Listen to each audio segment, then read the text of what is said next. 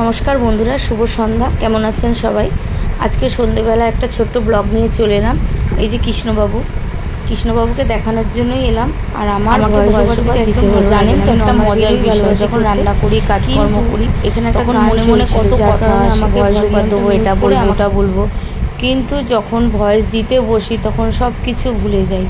কি বলবো আমি কিছুই বুঝে উঠতে পারি না। তখন কি করি, হয়তো কিছু বললাম বলে আবার সেগুলোকে সব কেটে দিলাম, দিয়ে কি করলাম, নর্মাল যেরকম বাচ্চা খেলছে, যেটা বলছে ওটা যে আওয়াজ করছে সেগুলোই দিয়ে আমি ছেড়ে দিই। কি করব, কি কথা বলবো আপনাদের সাথে বুঝে পাই না।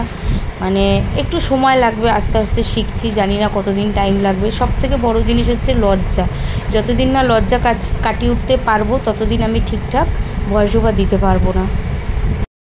আর সবথেকে বড় সমস্যা হলো, একা হাতে একটা বাচ্চা সামলে কখনো ভিডিও এডিটিং করা যায় না।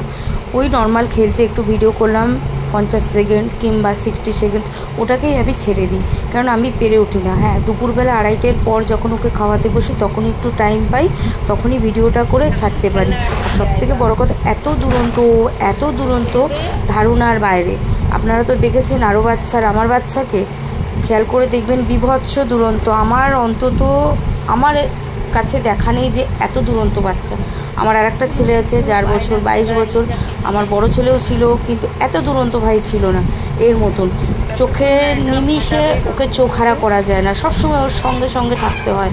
আর কি করে, যখনই হয়তো একটু সরলাম কিংবা জল খেতে গেলাম কি কিছু, হয়তো একটু রান্নাঘরে গেলাম, তখনই কি করবে, কিছু না কিছু পুড়িয়ে মুখে দিয়ে দেবে, ব্যাস। এই নিয়ে অনেকবার আমি ভুগেছি।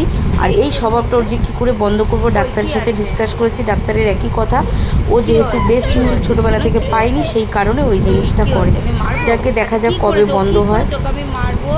আর সব থেকে বড় দুঃখজনক, আমার ফোন ধরার কেউ নেই, আমাকে একা হাতে ক্যামেরা করতে হয়, একা হাতে ছেলেকে সামলাতে।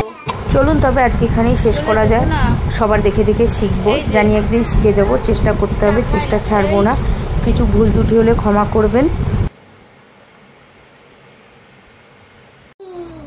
আমি কি করি বলো তো? দেখো, সব কোথা থেকে দেখো টেনে টেনে নিয়ে এসে সব এরকম সারাটা দিন এরকম ফেলবে, আর আমাকে গুছাতে হবে।